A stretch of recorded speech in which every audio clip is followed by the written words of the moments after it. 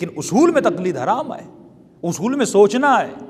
جس خدا کے لیے سجدہ کر رہے ہو، مسجد میں آ کر روزانہ نمازیں پڑھ رہے ہو، کبھی سوچا وہ ہے تو کیسا ہے تو کہاں ہے تو نظر کیوں نہیں آتا؟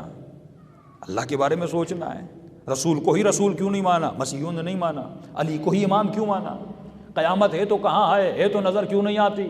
تو جب تک انسان سوچتا نہیں تو منزل یقین تک نہیں پہنچتا، اور جب منزل یقین تک نہیں پہنچتا تو منزل تسلیم تک نہیں پہنچتا، اور جب منزل تسلیم تک نہیں پہنچتا تو یہ نماز اس کے لیے معراج کیسے بنے؟ یہ تو تقلیدی نماز ہے۔ اس نماز میں اس کو لذت کیسے ملے؟ اس کی نماز میں بہجت جیسا گریہ کیوں نہیں؟ اس کی نماز میں علی ابن ابی طالب جیسی لذت کیوں نہیں؟ اس کا مطلب جو نماز میں 20 سال کی ایج اور عمر میں پڑھ رہا تھا، اگر وہی نماز میں 40 سال میں پڑھ رہا ہوں، اس کا مطلب میرا اسپریچول لیول ابھی تک بڑھا نہیں ہے، میری معرفت بڑھی نہیں ہے، میں وہیں کا وہیں کھڑا ہوں، میں فریز ہوا پڑا ہوں۔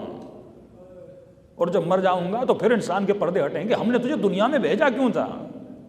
بھائی میرا بینک بیلنس دن بہ دن بڑھ رہا ہے، میری مادیت اور مٹیریل لائف بڑھ رہی ہے، میرا گھر پہلے پرانا تھا آج نیا ہے، میں پہلے بائک پہ چڑھتا تھا آج میں گاڑی پر ہوں، لیکن سوال یہ ہے آج تمہارا روحانی مقام کہاں پر کھڑا ہے؟ آج تمہاری عبادات کہاں پہ کھڑی ہیں؟ آج تمہاری معرفت کہاں پہ کھڑی ہے؟ یہ کب ہوگی؟ جب ہم پہلی کلاس سے نکل کر دوسری کلاس میں جائیں گے۔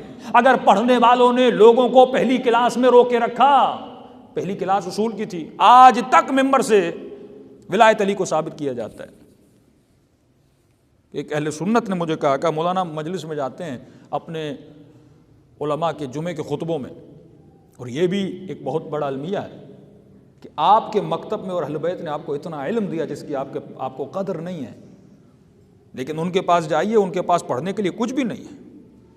آپ ان کے خطبوں میں جائیں گے آپ کو تعجب ہوگا، خطبے کی ابتدا اس سے ہوتی ہے یہ بدعت ہے، یہ شرک ہے، فلاں کافر ہے، ساری یہ باتیں ہوتی ہیں۔ مزاروں پہ جاؤ تو یہ بدعت ہے، اس کی محفل میں نہ جانا یہ بدعت ہے، صرف مٹیریل یہی ہے کہ بدعت ہے، کفر ہے، شیعہ کافر ہے۔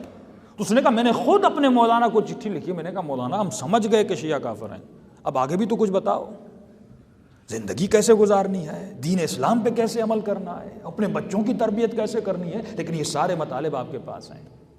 دیکھیے اگر کوئی آدمی کسی یونیورسٹی میں جائے اور 10 سال کے بعد بھی پوچھا جائے بھئی ابھی کیا پڑھ رہے، کبھی تک بیچلر میں ہوں، 15 سال کے بعد جاؤ پوچھو اب کہاں پہنچے، کہنے ابھی بھی بیچلر میں ہوں، تو وہ یونیورسٹی بھی اسے نکال دے گی کہ بھائی آپ ہماری یونیورسٹی کی ریپوٹیشن خراب کر رہے ہو، بھئی بیچلر کی پھر ماسٹر کرو، پھر پی ایچ ڈی کرو، پھر کوئی تھیسس لکھو، کوئی ڈاکٹر بن کے باہر نکلو۔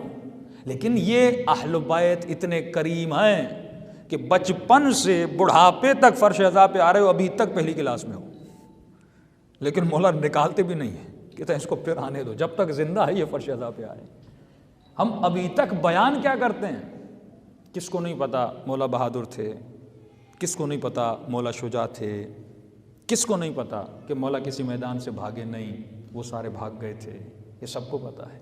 لیکن انہی باتوں کو الگ الگ انداز میں بیان کر کے طنزیہ گفتگو کی جاتی ہے۔ خطیب کا نقطہ جب تک طنز پہ ختم نہ ہو تب تک مجمع واہ واہ نہیں کرتا۔ یہ مزاج کراچی میں نہیں تھا لیکن ڈیولپ ہو رہا ہے، ڈے بائی ڈے ڈیولپ ہو رہا ہے۔ علماء نے اس مزاج کو ختم کر دیا تھا، لیکن آج صاحب امامہ اسی مزاج کو پھر لا رہے ہیں۔ آپ علمی گفتگو کے ذریعے سے تبرہ پڑھیں، یہی کل میں جب یہود کا پڑھوں گا تو وہ بھی ایک طرح کا تبرہ ہے، لیکن علمی تبرہ ہے۔ علمی تبرہ پہ کوئی آپ کو کچھ نہیں کہے گا، وہی کام جو محمد علی انجینئر مرزا کر رہا ہے، آپ اس کا علمی جواب دینا۔